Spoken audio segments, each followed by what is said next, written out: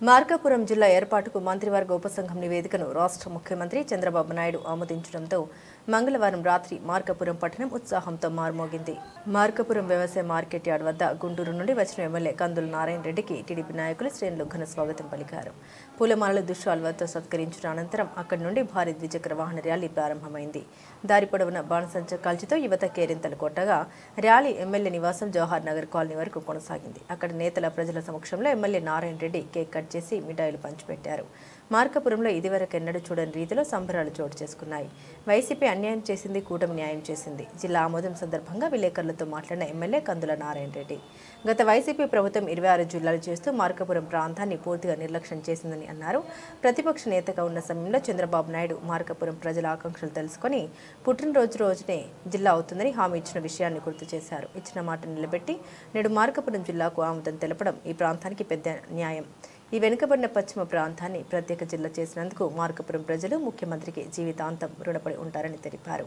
రాబోయే ఏడాదిలో వెలిగొండ ప్రాజెక్టును కూడా ముఖ్యమంత్రి ప్రారంభిస్తారని నారాయణ రెడ్డి అన్నారు. ఈ కార్యక్రమంలో పోల్ మేనేజ్మెంట్ నియోజకవర్గ in charge Kandula Ramireddy, AMC chairman Malapati Venkatareddy, TDP జిల్లా ప్రధాన కార్యదర్శి తాళ్లపల్లి సత్యనారాయణ తదితరులు పాల్గొన్నారు.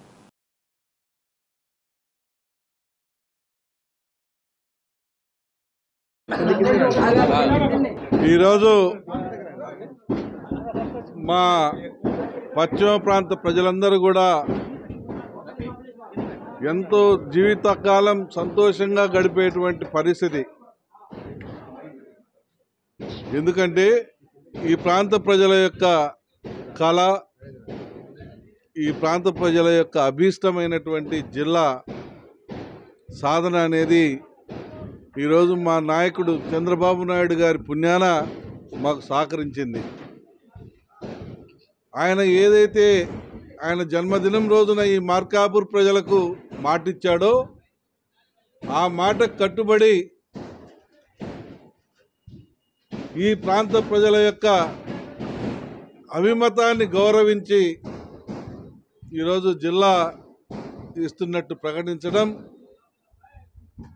మా అందరికి కూడా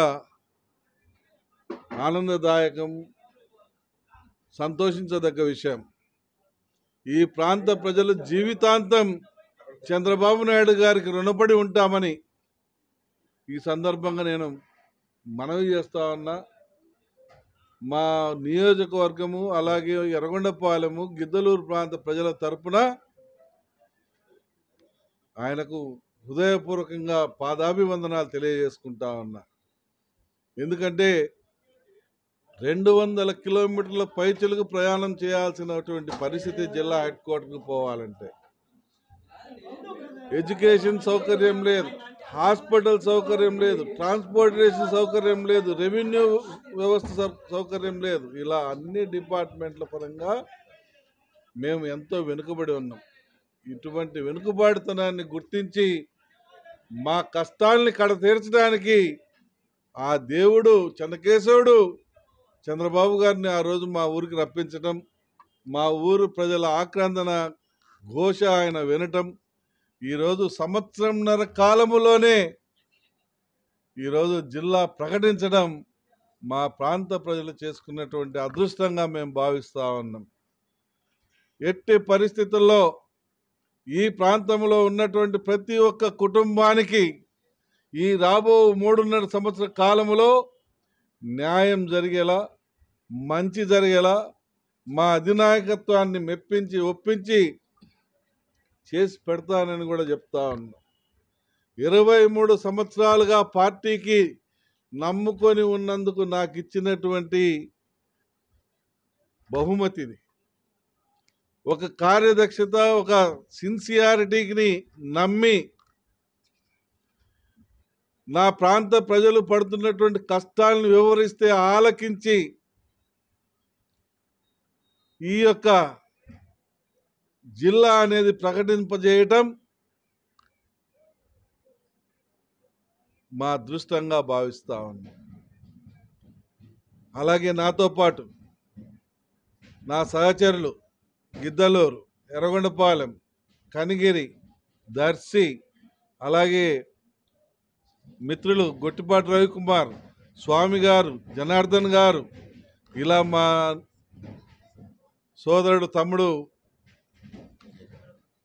విజయ్ కుమార్ గారు, అలాగే పర్చూరు ఎమ్మెల్యే సాంబశివరావు గారు, వీరందరి సహకారం, అలాగే మా నూకసాని బాలాజీ గారు, సత్య గారు, వీళ్ళందరి సహకారంతో ఈరోజు మేము జిల్లా సాధించుకున్నాం. వారందరికీ రుణపడి ఉంటాం. మేము ఈరోజు జిల్లా సాధించుకున్నాం, జిల్లా చేయించుకున్నామనంటే మా ప్రాంత ప్రజల యొక్క కష్టాలను గుర్తించి ఆ చంద్రుడు మాకు ఇచ్చినటువంటి వరం ఇది. దీన్ని మేము సద్వినియోగపరుస్తాం. ఈ ప్రాంతంలో వెనుకబాటుతనాన్ని పోగొడతాం.